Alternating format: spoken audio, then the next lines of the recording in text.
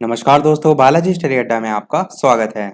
CTET upper primary कक्षा 6, 7, 8 NCERT based सामाजिक अध्ययन के डेली हम आपको 20 प्रश्न करा रहे हैं। तो इससे पहले हमने देखा था हमारा पार्ट नंबर 36, जो कि आपको साइड में आई बटन में वीडियो मिल जाएगा। आज हम देखेंगे इसका पार्ट नंबर 37 और ये वीडियो हम देखते हैं डेली दोपहर 3 बजे, तो आप लाइव आकर भी इस वीडियो को देख सकते हैं। तो चलिए शुरू करते हैं। सबसे पहले पिछले वाले वीडियो में जो मैंने प्रश्न पूछा था उसके उत्तर से। तो पिछले वाले वीडियो में मैंने प्रश्न पूछा था कि किसी सिफारिश पर राष्ट्रीय आपातकाल घोषित किया जा सकता है। भारत के प्रधानमंत्री के द्वारा, प्रधानमंत्री की अध्यक्षता वाली मंत्रिपरिषद के द्वारा, प्रधानमंत्री की अध्यक्षता वाली कैबिनेट मंत्रियों के द्वारा या भारत के मुख्य न्यायाधीश के द्वारा। 4 ऑप्शन है, आपको बताना है कौन सा सही होगा।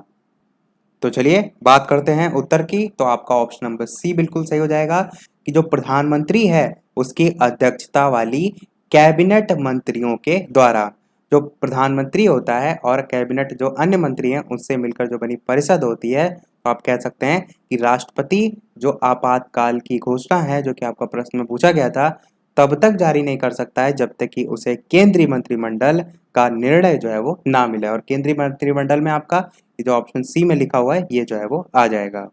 और ये जो उद्घोषणा है वो जारी करने के लिए उनको लिखित रूप में जो है वो भेजी जाती है। तो आपका यहाँ पर ऑप्शन नंबर सी जो है वो सही हो जाएगा। चलिए देखते हैं अब हम इस वीडियो के प्रश्न। तो सबसे पहला प्रश्न है, जैव व्यवस्था के विभिन्न स्तरों में शामिल समष्टि आबादी से अगला स्तर है जीवमंडल, जीव, समुदाय या पारितंत्र। 4 ऑप्शन है, आपको छांटना है कि इन चारों में से कौन सा सही होगा। चलिए बात कर लेते हैं उत्तर की। तो बिल्कुल यहाँ पर आपका ऑप्शन नंबर सी समुदाय जो है वो बिल्कुल सही हो जाएगा। अब देखिए ये जो सीरियल है वो आपको पता होना चाहिए, किसका सीरियल? तो जो जैव व्यवस्था प्रश्न में पूछा गया था, जैव व्यवस्था के जो विभिन्न स्तर होते हैं उनका क्रम आपको पता होना चाहिए। तो मैं यहाँ पर लिख देता हूँ। सबसे पहले आता है आपका परमाणु, परमाणु के बाद आपका आता है अणु, अणु के बाद आपका आता है कोशिका, कोशिका के बाद आपका आता है ऊतक अंग, ऊतक अंग, ऊतक अंग के बाद आपका आता है अंग तंत्र, अंग तंत्र जो है इसके बाद आपका आता है जीव, जीव जो है इसके बाद आपका आता है समष्टि, जो कि आपका प्रश्न में जो है वो पूछा गया था। यही पूछा गया था कि समष्टि जो है इसके बाद जो है वो कौन सा आता है। तो समष्टि के बाद आपका समुदाय जो है वो आता है। तो यहाँ से आपका जो है ये प्रश्न जो है वो पूछा गया था। और समुदाय के बाद आपके 2 और आते हैं, एक आपका आता है पारितंत्र, और पारितंत्र के बाद जो लास्ट है वो आपका आता है जीवमंडल। तो आप चाहें तो इसका स्क्रीनशॉट ले सकते हैं, इसका सीरियल ध्यान में रखिएगा।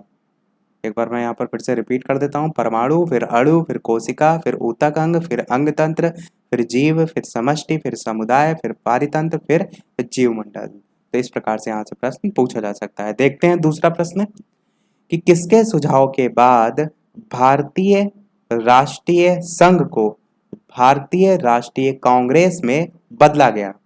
तो किसने सुझाव दिया था ये आपको बताना है। 4 ऑप्शन है, Dadabhai Naoroji, Annie Besant, doctor B R. Ambedkar या जवाहरलाल नेहरू। बात करते हैं उत्तर की। तो आपका ऑप्शन नंबर ए दादा भाई नौरोजी जो है वो बिल्कुल सही हो जाएगा। तो जो भारतीय राष्ट्रीय संघ है इसके पहले ही सत्र के दौरान जो दादा भाई नौरोजी थे, इन्होंने भारतीय राष्ट्रीय कांग्रेस के लिए भारतीय राष्ट्रीय संघ का नाम बदलने का सुझाव जो है वो दिया था। तो इनका नाम जो है वो ध्यान में रखिएगा।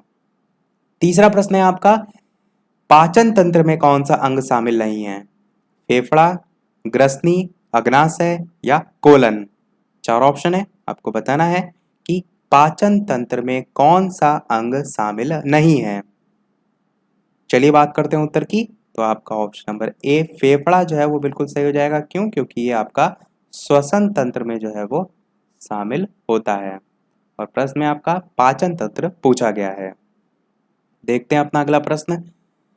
चौथा, निम्नलिखित में से कौन इस तर्क का पालन करता है कि मनुष्य जानवरों के साथ एक लंबे समय तक जुड़ा हुआ था? R M Wheeler, Charles Darwin, Albert Einstein या रॉबर्ट हुक? चार ऑप्शन है, आपको बताना है कौन सा सही होगा। चलिए बात कर लेते हैं उत्तर की। आपका option number B Charles Darwin सही हो जाएगा। इनके अनुसार जानवरों से ही, या कह सकते हैं जानवरों से ही एक लंबे समय में जो मनुष्य है वो विकसित हुआ है। और इन्होंने जो ये अपनी बात है वो एक पुस्तक में लिखी है। उस पुस्तक का नाम क्या है? On the origin of species, ये जो है इनकी पुस्तक है। तो इसमें जो है इन्होंने इस चीज का उल्लेख भी किया है। देखते हैं अपना अगला प्रश्न, पांचवा। अमोनिया, अमोनियम क्लोराइड तथा शुष्क बुझे हुए चूने के मिश्रण को गर्म करने पर प्राप्त होता है? फास्फोरस, क्लोरीन, अमोनिया या हाइड्रोक्लोरिक अम्ल? चार ऑप्शन है, आपको बताना है कौन सा जो है वो सही होगा। ऑप्शन ए, बी, सी या डी? चलिए बात करते हैं उत्तर की। आपका अमोनिया जो है वो बिल्कुल सही हो जाएगा। आपको यहाँ पर पता क्या सारी चीजें होनी चाहिए। सबसे पहला ये कि जो अमोनियम क्लोराइड है इसे हम नौसादर कहते हैं। इससे पहले प्रश्न इस टाइप का एक आया था, वहां पर ये सारी चीजें मैंने आपको बताई थी। इसे हम नौसादर कहते हैं। और जो बुझा हुआ चूना है इसे हम कैल्शियम हाइड्रोक्साइड कहते हैं, या डायरेक्ट इसको CaOH का होल ट्वाइस भी लिख सकते हैं। ये आपका होता है बुझा हुआ चूना।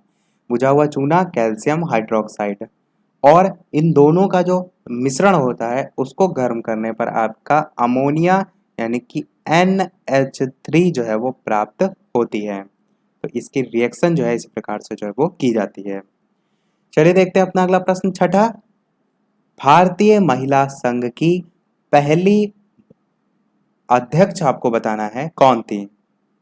सरला देवी चौधरानी, रमाबाई, एनी बेसेंट या डोरोथी जिन राज टासा? इस प्रकार से चार ऑप्शन है, आपको बताना है कौन सा सही होगा। इसके अलावा वीडियो यदि आपको पसंद आ रहा हो तो वीडियो को लाइक भी अवश्य कर दीजिएगा, ताकि इसी प्रकार डेली दोपहर 3 बजे हम आपको अच्छे अच्छे प्रश्न प्रैक्टिस कराते रहें। ये सभी प्रश्न आपके न केवल सीटेट के लिए अपितु अन्य एग्जाम जैसे super TET, MP TET, UP TET सभी में इंपॉर्टेंट है, क्योंकि प्रश्न हर जगह पूछे जाते हैं। चलिए बात करते हैं उत्तर की। आपका कौन सा सही होगा? तो बिल्कुल आपका option number C, Annie Besant जो है वो सही हो जाएगा। तो भारतीय महिला संघ की पहली अध्यक्ष कौन थी? तो एनी बेसेंट जो है वो थी। यहाँ पर जो ऑप्शन नंबर डी में लिखा हुआ है इनके संबंध में एक पॉइंट है, आपको याद होना चाहिए। डोरोथी जिन राज डासा ने जो महिलाएं थी उनकी इंडियन एसोसिएशन की स्थापना जो है वो की थी। महिलाओं की इंडियन एसोसिएशन की स्थापना डोरोथी जिनराज डासा ने जो है वो की थी। देखते हैं अपना अगला प्रश्न, सातवां। भारत की प्रथम महिला राजदूत कौन थी? श्रीमती सन्नो देवी, सरोजनी नायडू, विजय लक्ष्मी पंडित या इनमें से कोई नहीं? चार ऑप्शन है, आपको बताना है कौन सा सही होगा। बात कर लेते हैं उत्तर की। तो बिल्कुल यहाँ पर आपका ऑप्शन नंबर सी, विजय लक्ष्मी पंडित जो है वो सही हो जाएगा। विजय लक्ष्मी पंडित भारत की प्रथम महिला राजदूत थी, और ये 1947 से लेकर के 49 तक, यानी कि 1949 तक USSR में भारतीय राजदूत भी जो है वो रह चुकी हैं, 1947 से 49 के बीच। देखते हैं अपना अगला प्रश्न, आठवां। किस साल में वास्को डिगामा भारत आया? 1494, 1496, 1498 या 1499? चार ऑप्शन है, आपको बताना है कौन सा सही होगा। बात कर लेते हैं उत्तर की। आपका ऑप्शन नंबर सी, 1498 जो है आपका सही हो जाएगा। तो 1498 में पुर्तगाली आपका कह सकते हैं जो वास्को डिगामा था ये भारत आया था, और ये भारत में अंग्रेजों से पहले आया था, क्योंकि जो पुर्तगाल थे वो अंग्रेजों से पहले आए थे। इसकी एक ट्रिक भी होती है, आप चाहें तो याद रख सकते हैं। इसमें जो सीरियल होता है, ट्रिक होती है सिंपल सी, पुत्र, अडा, डैड, फंसा, ये जो है वो ट्रिक होती है। पुत्र अड़ा डैड फंसा। तो इस ट्रिक के माध्यम से आप ये याद रख सकते हैं कि कौन पहले आया था कौन बाद में आया था। जो पू है इससे आपका हो जाएगा पुर्तगाल। ये पुत्र का पूरा आप ले सकते हैं तो इससे आपका पुर्तगाल हो जाएगा। आ से आपका हो जाएगा अंग्रेज। और यही चीज मैंने आपको बताई कि अंग्रेज से पहले पुर्तगाली जो है वो आए थे। जो डा देख पा रहे हैं इससे आपका हो जाएगा डच। और डैड का जो डै देख पा रहे हैं इससे आपका हो जाएगा डेनिस।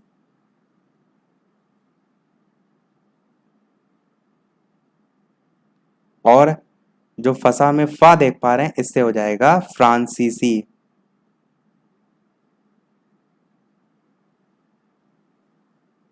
ये हो गया फ्रांसीसी। और सा आपका बचा, सा से आपका हो जाएगा स्वीडिश। तो ये आपका जो है क्रम होता है। सन भी आपको मैं यहाँ पर बता देता हूँ। पुर्तगाली जो है वो आपके 1498 में आए थे। अंग्रेज आपके सन 1600 में आए थे, लगभग ईस्ट इंडिया कंपनी के समय। डच की बात करें तो ये आपके 1602 के आसपास आए थे। डेनिस आपके जो है यहाँ पर ऊपर ईयर लिख देते हैं 1616 में आए थे। फ्रांसीसी आपके 1664 में आए थे।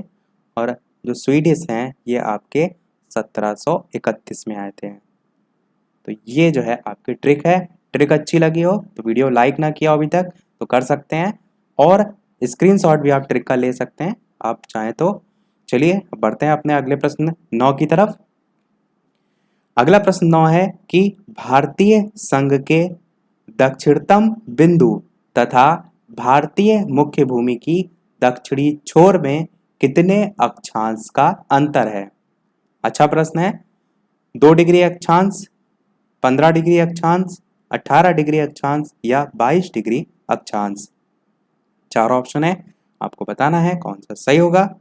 बात कर लेते हैं उत्तर की। तो बिल्कुल आपका यहाँ पर ऑप्शन नंबर ए 2 डिग्री अक्षांश जो है वो सही हो जाएगा। अगला प्रश्न देखते हैं 10वां। वर्तमान पारसियों के पूर्वज कौन थे। बौद्ध, जैन, हिंदू या जोराष्ट्र। 4 ऑप्शन है, आपको बताना है कौन सा सही होगा। तो चलिए बात कर लेते हैं उत्तर की। तो आपका ऑप्शन नंबर डी जोराष्ट्र जो है वो सही हो जाएगा।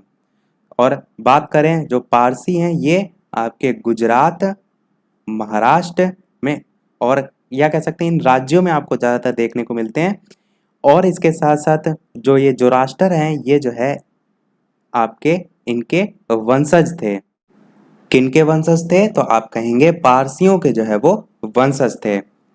और ये दुनिया के सबसे पुराने धर्मों में से एक है और ईसा पूर्व जो 5वीं शताब्दी है उससे जो है ये लगभग प्रचलित माना जाता है। चलिए देखते हैं अपना अगला प्रश्न 11वां। विश्व में निकिल उत्पादक देशों में कौन सा देश शामिल नहीं है। रूस, ऑस्ट्रेलिया, कनाडा या अल्बानिया। 4 ऑप्शन है, आपको बताना है कौन सा सही होगा। तो चलिए बात कर लेते हैं उत्तर की कौन सा सही होगा। आपका ऑप्शन नंबर डी अल्बानिया जो है वो बिल्कुल सही हो जाएगा। अगला प्रश्न देखते हैं 12वां। कागजी स्वर्ण कहे जाने वाले SDR का संबंध निम्नलिखित में से किससे है। विश्व बैंक से है, विश्व व्यापार संगठन से है, यूरोपीय संघ से है या अंतरराष्ट्रीय मुद्रा कोष से है। कागजी स्वर्ण कहे जाने वाले SDR के संबंध में यहाँ पर पूछा गया है। बात करते हैं उत्तर की। तो आपका ऑप्शन नंबर डी अंतरराष्ट्रीय मुद्रा कोष जो है वो बिल्कुल सही हो जाएगा। चलिए देखते हैं अपना अगला प्रश्न 13। ISO प्रमाणन प्राप्त उत्तर रेलवे की कौन सी रेलगाड़ी नहीं है। 4 ऑप्शन है, आपको बताना है कि इन चारों में से कौन सा सही होगा। यहाँ पर नंबर लिखा हुआ है, स्थान लिखा हुआ है, ट्रेन का नाम लिखा हुआ है और आपको छांटना है इनमें से कौन सा जो है वो सही होगा। चलिए बात करते हैं उत्तर की। तो आपका ऑप्शन नंबर डी सही हो जाएगा, यानी कि 2137/38 पंजाब मेल आपका सही हो जाएगा। तो ISO प्रमाणन प्राप्त उत्तर रेलवे की ये जो है रेलगाड़ी नहीं है। यहाँ पर प्रश्न में नहीं जो है वो पूछा गया था। अगला प्रश्न देखते हैं 14। निम्नलिखित में से कौन सी अंतरराष्ट्रीय वित्तीय संस्था विश्व बैंक का अंग जो है वो नहीं है। IBRD, IME, MIGA या उपयुक्त में से कोई नहीं। चार ऑप्शन है, आपको बताना है कौन सा सही होगा। तो चलिए बात करते हैं उत्तर की कौन सा सही होगा। तो यहाँ पर आपका ऑप्शन नंबर बी सही हो जाएगा, IMF। यहाँ पर आपका एफ होगा। IMF जो है आपका अंतर्राष्ट्रीय वित्तीय संस्था जो है वो विश्व बैंक का अंग जो है वो नहीं है। तो वन लाइनर के क्वेश्चन है, इसमें ऐसा कुछ एक्स्ट्रा नॉलेज की आवश्यकता नहीं है। अगला प्रश्न देखते हैं 15, निम्नलिखित में से कौन सा युग्म गलत है, आपको बताना है। एक तरफ क्रिकेट खिलाड़ी दे रखे हैं और दूसरी तरफ जो है वो कंट्री यानी कि देश दे रखे हैं, और आपको बताना है कि इनमें से कौन सा युग्म जो है वो गलत है। तो गलत जो है आपको यहाँ पर छांटना है। चलिए बात करते हैं उत्तर की कौन सा सही होगा। तो बिल्कुल आपका यहाँ पर ऑप्शन नंबर बी सान पोलाक जो है वो सही हो जाएगा। तो ये न्यूजीलैंड से जो है वो बिलोंग नहीं करते हैं, ये जो है वो दक्षिण अफ्रीका जो है उसके खिलाड़ी हैं, दक्षिण अफ्रीका के। चलिए देखते हैं अपना अगला प्रश्न 16, निम्नलिखित में से कौन सा अनाज प्राचीन काल के लोगों के द्वारा उगाया जाता था। दाल, गेहूं और जौ, ज्वार या चावल। चार ऑप्शन है, आपको छांटना है इन चारों में से कौन सा सही होगा। चलिए बात करते हैं उत्तर की। तो आपका ऑप्शन नंबर बी यानी कि गेहूं और जौ जो है वो सही हो जाएगा। और यदि ये प्रश्न पूछा जाए कि खेती करने के साक्ष्य कहाँ मिले हैं, तो आपका नर्मदा नदी और विंध्य नदी, इनके आसपास के जो क्षेत्र हैं इनमें जो है आपको देखने को मिलता है। और इन्हीं क्षेत्रों में प्राचीन काल का जो मानव है वो गेहूं और जौ जो है अनाज उत्पन्न करता था। अगला प्रश्न देखते हैं 17, कपास की खेती से संबंधित कौन सा विकल्प सत्य नहीं है, आपको गलत जो है वो छांटना है। इसकी खेती के लिए वर्षा जो है वो 80 सेंटीमीटर आवश्यक है, तापमान 45 से 55 डिग्री आवश्यक है, गहरी व मध्यम काली मिट्टी इसकी उपज के लिए आवश्यक है, और इंदौर 2, सुजाता व मालवी कपास की किस्में। इस टाइप से चार ऑप्शन है, आपको बताना है कौन सा इनमें से कथन सत्य नहीं है। बात करते हैं उत्तर की। तो आपका ऑप्शन नंबर 2 सही हो जाएगा कि टेम्परेचर 45 से 55 डिग्री आवश्यक है, ऐसा नहीं है। जो कपास की खेती है इसके लिए जो टेम्परेचर चाहिए होता है वो चाहिए होता है 20 डिग्री से लेकर के 35 डिग्री के जो है वो बीच। तो यही आपका ऑप्शन नंबर बी जो है वो गलत हो जाएगा। देखते हैं अपना अगला प्रश्न 18, निम्नलिखित में से किसने श्री नारायण धर्म परिपालन योगम का गठन जो है वो किया था। ज्योतिबा फूले, श्री नारायण गुरु, महात्मा गांधी या T.K. माधवन। चार ऑप्शन है, आपको बताना है कौन सा सही होगा। तो चलिए बात करते हैं उत्तर की कौन सा सही होगा। आपका option number B Sree Narayana Guru जो है वो बिल्कुल सही हो जाएगा। तो जो श्री नारायण गुरु हैं इन्होंने श्री नारायण धर्म, जो कि आपका प्रश्न में पूछा गया है, श्री नारायण धर्म परिपालन योगम का गठन जो है वो किया था। और एक समुदाय था उसके संबंध में, इन्हीं के संबंध में, जिसका नाम था एझावा समुदाय। तो जो एझावा समुदाय था इसके उत्थान के लिए भी इन्होंने जो है वो कार्य किया था। चलिए देख लेते हैं अपना अगला और इस वीडियो का लास्ट प्रश्न, और इसके बाद एक प्रश्न हम आपसे भी पूछेंगे, जैसे कि सभी वीडियो में हम आपसे एक ना एक प्रश्न पूछते हैं। इसके अलावा वीडियो अभी तक आपने लाइक ना किया हो, वीडियो आपको पसंद आया हो, तो वीडियो को लाइक भी अवश्य कर दीजिएगा। मुझे भी मोटिवेशन मिलता रहे, मैं आपके लिए इसी प्रकार अच्छे अच्छे प्रश्न कराता रहूँ।